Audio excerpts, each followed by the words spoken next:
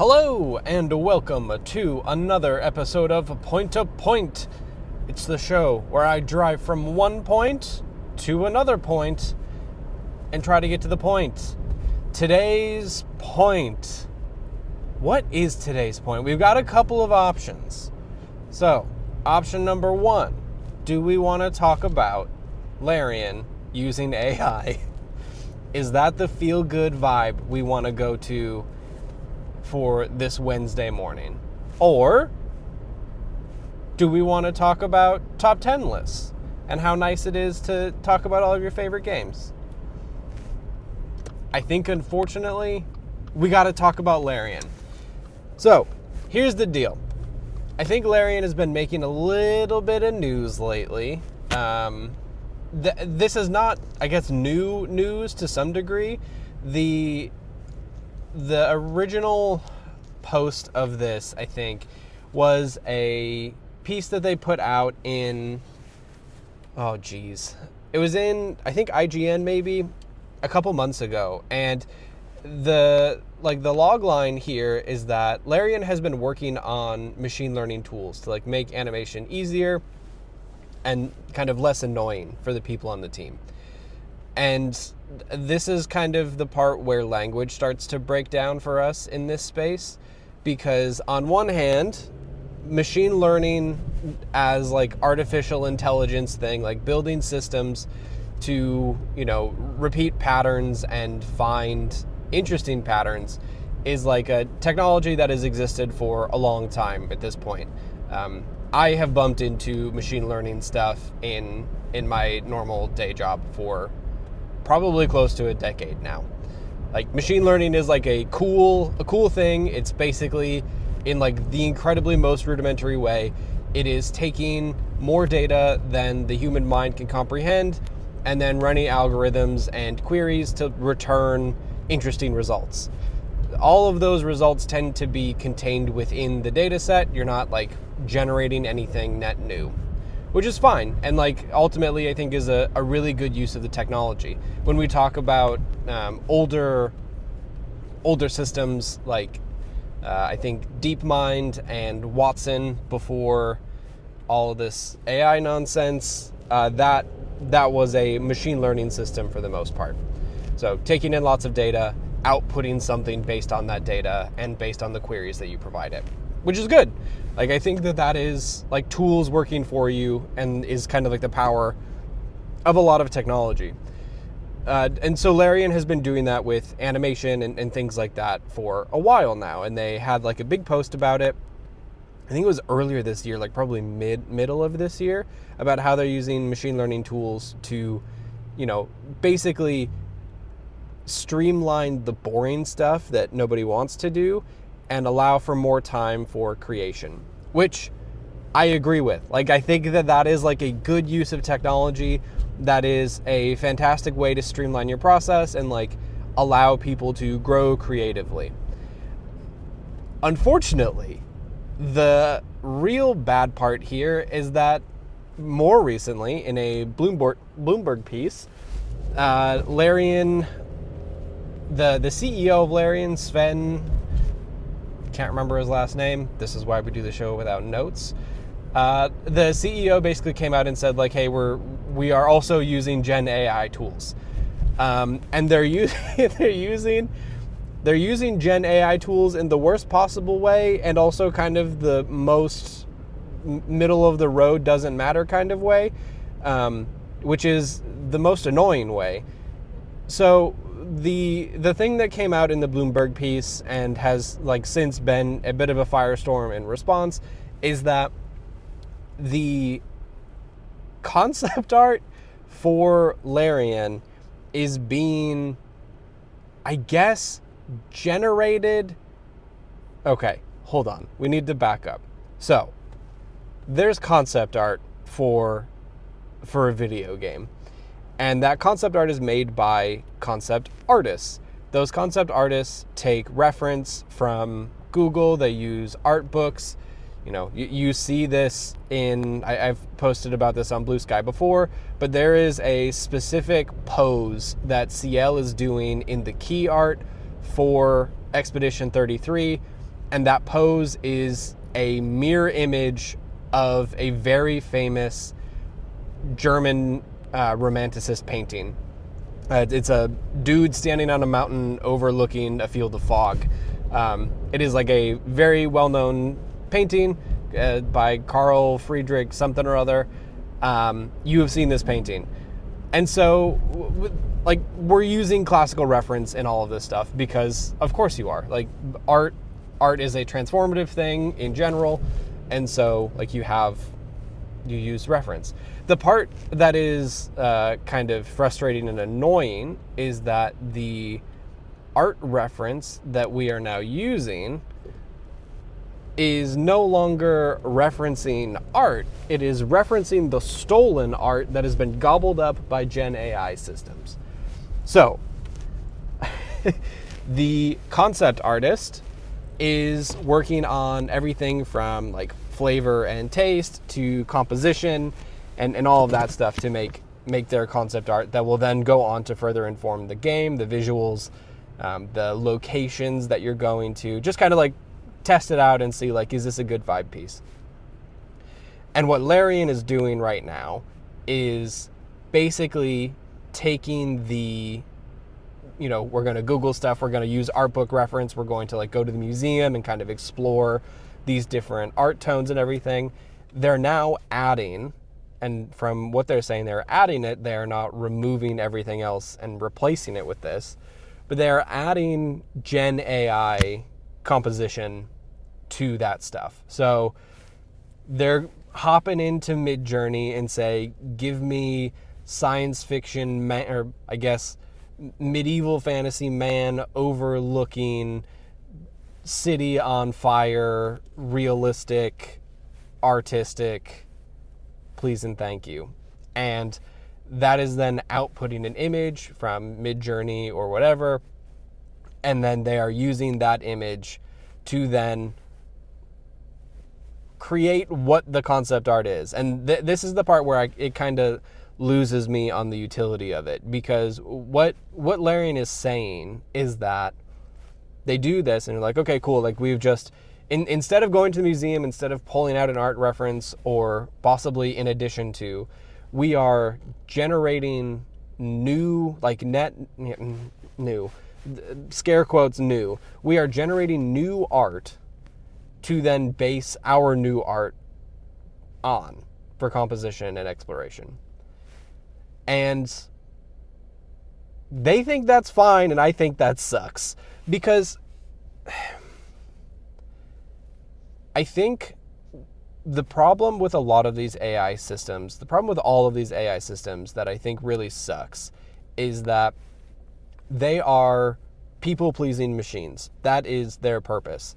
If the machine does not give you the output that you seek or that you find satisfying, then you stop using the machine, right? And these are subscription-based tools that are valued astronomically high, and the entire point of that is to like be the new social media, to like be the new thing you are addicted to be the new thing that when a momentary question pops up, you're not going to go to IMDb to find out who that artist is. You're not going to go to Wikipedia to explore about this artistic medium. You are going to go to ChatGPT, and ChatGPT will tell you the truth, lowercase t, and you will accept that truth because it tells you what you want to see. And so, especially in artistic endeavors, you look at something like Clair Obscur. You look at something even like Baldur's Gate 3. These games are artistic powerhouses that are doing something with existing form, and then they are changing them. And we don't know, it is impossible to know how much GenAI is used in those games. That said, I think that being out and proud about it and then having like a whole hissy fit on the internet about it to just like fucking tweet through the reaction that you knew was going to happen is just wild to me. Like, I have never been less interested in playing a Larian game than I am right now. And that's just because they are creating fake artwork through a tool and then using that to do something. And, even if we want to pull it out and say, okay, like, cool, we're like boiling the ocean so that you can have like a composition that you can work from, or, to generate an idea for what something looks like that is, slightly different. Like, that's fine, I guess, if that's what you want to do. But Larian is known for its artistic ability. Like, it is known for its capabilities of doing all of this stuff. And I think if we're going to talk about AI as a efficiency tool, which is doubtful, I think the one thing that you cannot sit there and point to and say this is an efficiency tool saving us time and money is my artists don't get to go to the museum, or my artist is going to sit in this chair and instead of cruising through reference, they're going to ask the computer to generate 100 fake references, and then we'll go from there. And this goes back to the idea that art is transformative to me, and that it is something that can be inspiring. Because what we're missing here, and kind of back to the whole point of these tools are simply just people pleaser machines, is that what it's not capturing, what this efficiency, is not capturing, is the inefficient process of discovery. And that's the thing that bothers me the most. So Divinity has its own style, right? It looks like a specific thing. They have decided that that's what it is. Maybe it's going to change in the new game. And maybe this whole, like, how we do composition stuff will not change that much. But the odds that there is something that an artist would have stumbled on in the process of creating concept art simply by being able to freely do that in a way that a studio like Larian, who literally just had a game that prints money, like, if there is anyone who is able to just completely throw off the shackles of needing to be an AI-centered company, it's Larian. And yet, we are efficiencying the artistic integrity out of a game simply for the composition part is annoying. I don't understand it, because there's part of this that is simply, we're doing this thing to be efficient, to reduce time, to reduce annoyance. But sometimes I think the struggle is worth it. Like, I think that is art. Like, that is the ability to do something. If I could just computer out all of the parts of, like, doing this that I find annoying, then, like, what's the point? Like, why would I do this? Like, it's one thing to say I have built an elaborate tool that makes walking animations happen easier. It's a completely other thing to say the artistic way that this works, I typed it in and said, this is what I would like it to be. It output a result, and I tweaked some vector points, and now we're done. Like, a machine learning tool is a tool that is tweakable and changeable and updatable. And that is different than continuing to feed sentences into a web browser to slightly change the output of something that you don't own or that you didn't make.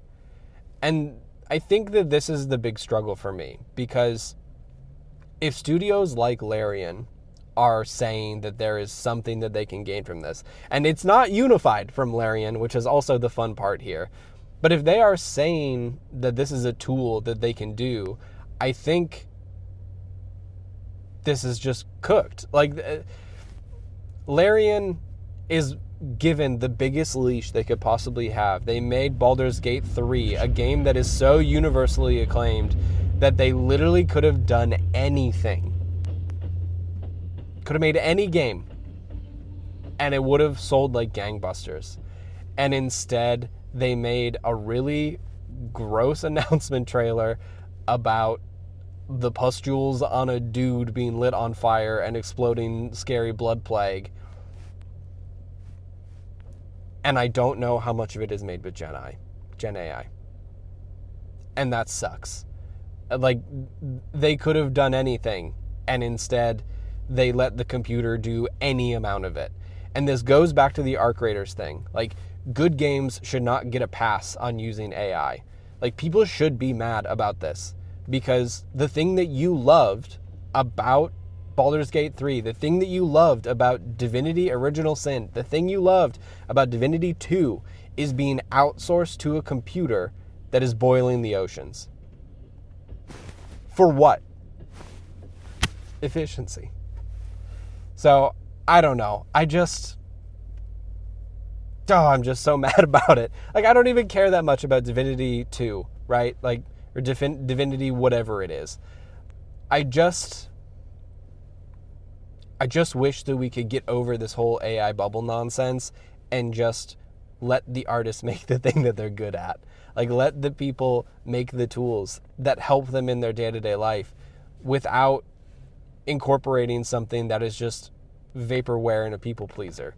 Like, I don't know. Like, how much it just calls into question everything. Like, once you start letting that in, like, how do I know that this side quest wasn't written by AI? How do I know that this, the entire concept of this game was not inspired by an AI search that's, 70 queries long? And there just really isn't a way to know. And, like, we didn't know that before, but now that there is another piece of evidence that says that they are involving AI and that the CEO is interested in that, then, like, I don't know, dude. Like, is your next Asterion level crush in Divinity actually just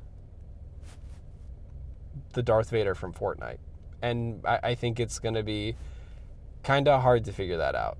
So, anyway, talking about games at the end of the year is really fun for the most part. So yeah, we'll catch you next time. Happy Wednesday, I guess, and go enjoy the Baldur's Gate 3 that you have. That definitely also doesn't deal with Wizards of the Coast AI nonsense that they're doing in D&D. So, it's a bubble though, kids. It'll crash, right? See ya.